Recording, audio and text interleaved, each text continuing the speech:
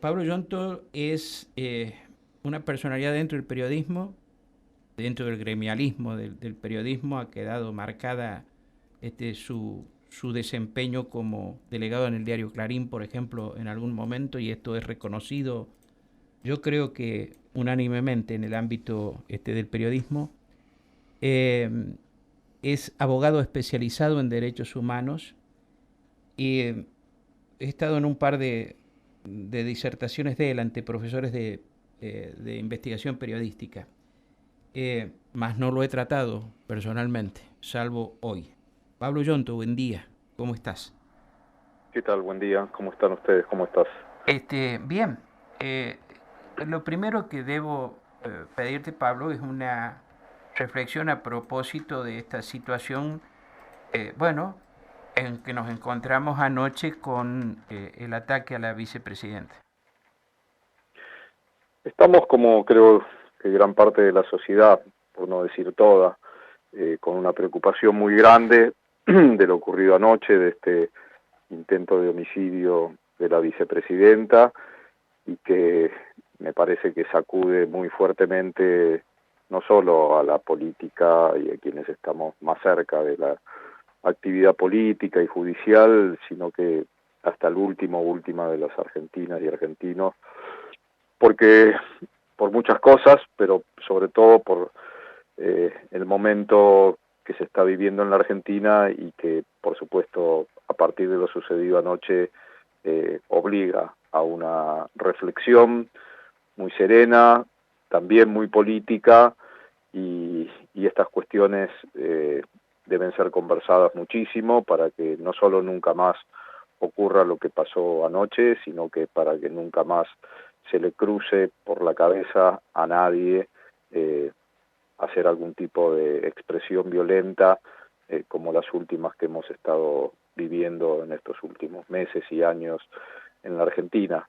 Que por supuesto eh, siempre un hecho de esta magnitud eh, lleva y desata todo lo que está pasando en las horas posteriores, opiniones de todo tipo, controversias, discusiones, desde aspectos que tienen que ver con la custodia hasta aspectos que tienen que ver directamente con el rumbo del país. Pero me parece que, bueno, es el momento para, sobre todo, cuidar las palabras y para que muchos y muchas reflexionen acerca de este tema, ¿no? De cuidar las palabras. Las palabras a veces son la bala en la recámara, ¿no? De lo que va a pasar después. ¿Por qué señalaste que la reflexión y dijiste eh, que tiene que ser serena, una reflexión sobre este hecho, es una reflexión muy política, dijiste? Sin duda porque está cruzado por lo que viene sucediendo en los últimos tiempos y lo que viene sucediendo en los últimos tiempos es este clima político que sobre todo, a ver, de un lado porque el disparo o la tentativa del homicidio iba para una vicepresidenta, iba para una persona. Entonces, la mirada tiene que estar puesta precisamente más para ese lado, es decir, para el lado de los agresores, pero la reflexión es general, ¿no? Pero haciendo hincapié y sin duda poniendo la carga en quiénes y quién empuñó esa arma, ¿no? Digo esto en función de la investigación que hay que hacer, en función de que si es una persona que representa nada más que a ella y representa nada más que su odio, que no quede en eso, ¿no? Que no quede en solamente dedicarnos a analizar una personalidad, sino en algo que ya se está debatiendo, que es analizar muchas personalidades bueno, que pudieron hacer lo mismo. Las cosas que se han visto, que se han escuchado, que ahora algunas se están repitiendo por algunos medios, eh, sin duda explican lo que pasó. Y no es solo para mirarlo desde el punto de vista de la Argentina, ¿no? En cada mirada histórica de hechos similares o muy parecidos que ocurrieron en Latinoamérica o en cualquier parte del mundo, tienen que ver con eso, ¿no? Los atentados contra contra figuras políticas, son hechos muchas veces por lo que llaman personas sueltas, pero que si no se entiende lo que hay atrás de lo que previamente se dijo y se incitó, es muy difícil que esas personas sueltas aparezcan, ¿no? En general los magnicidios, cuando uno los analiza, si bien hay de todo, pero en muchos de ellos hay lo que se llaman personas sueltas. Por eso me parece que las reflexiones de toda una sociedad y donde nosotros los comunicadores y las periodistas cumplimos un rol esencial, ¿no? Creo que debemos también nosotros pensar en eso, ¿no? Hay una trascendencia de nuestras apariciones públicas en los medios, escritos, orales, y creo que este es un momento en el que hay que pensar mucho lo que se va a decir hoy, en estos días y más adelante, ¿no? Que no sea simplemente una semana de hablar de esto y que después retomemos a todo el nivel que había y que hay desde algunos medios de agresividad, ¿no? Ojalá no ocurra eso, tengo alguna esperanza de que no ocurra, pero también tengo una mirada que me hace ser en algo pesimista. Pero bueno, vamos a poner primero el optimismo. Estás haciendo mucha alusión a lo que es el discurso, a lo que es la utilización de las palabras, el lenguaje en que nos manifestamos en los medios de comunicación y también obviamente en el sector político. Em, eh, ¿qué, qué va a pasar o qué entiendes que tiene que pasar, por ejemplo, en sectores que, como en los que estás, te ubico, eh, digamos, procuran que haya un entendimiento total y absoluto sobre los terrores que vivimos durante la dictadura militar? ¿Tendrán que cambiar también sus discursos o no? Yo creo que el ejemplo precisamente es ese, ¿no? Frente a lo que fue eh, el máximo horror que vivió la Argentina, las máximas violaciones a los derechos humanos que se produjeron en nuestro país, también el discurso de persecución, exterminio y odio que se desparramó por el país durante muchos años, Ajá.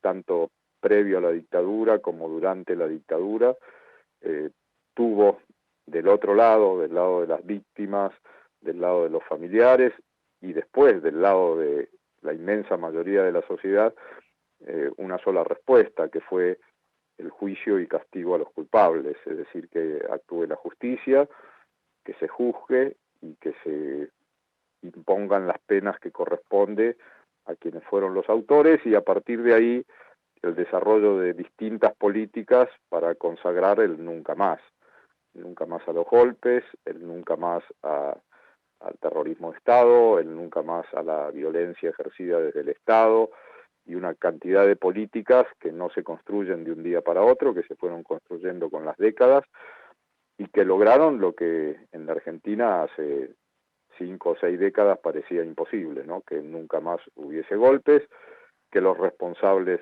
fuesen juzgados y que hubiese un discurso de la sociedad para un solo lado, en la defensa de la paz, de la libertad, de la democracia. Y me parece que el camino tiene que seguir siendo ese, y lo mismo para esta actualidad, ¿no? No es con discursos vengativos ni con reacciones violentas que se va a terminar con el discurso del odio. Es con un llamado sobre todo a las y los jóvenes, ¿no? Que es el sector donde, bueno, uno tiene que preocuparse más para que el futuro de este país tenga ese rumbo de democracia, libertad, paz y de respeto a la Constitución y a la justicia. Yo creo que el mensaje nosotros lo tenemos que focalizar mucho, mucho, mucho en las juventudes, ¿no? Porque es ahí donde se construye el futuro de nuestra patria. ¿Cuál es tu visión, y disculpa la amplitud de la pregunta, eh, cuál es tu visión sobre la vigencia de los derechos humanos en la Argentina en estos momentos? Yo creo que la Argentina ha ido marcando un rumbo intenso desde la recuperación de la democracia el 10 de diciembre del 83, que sin dudas es un país que es observado internacionalmente y sobre todo en Latinoamérica por esos pasos que da, ¿no? Y los pasos que se van dando son hacia la consagración de mayor cantidad de derechos y entender que el tema respeto de los derechos humanos no es solamente el juzgamiento de los crímenes cometidos por quienes, bueno, integraron tanto en la parte militar, policial y civil la dictadura, sino en el entendimiento de que el concepto de los derechos humanos es tan amplio como lo marca la Declaración Universal de Derechos Humanos y como poco a poco se fue consagrando primero en nuestra legislación, en nuestra Constitución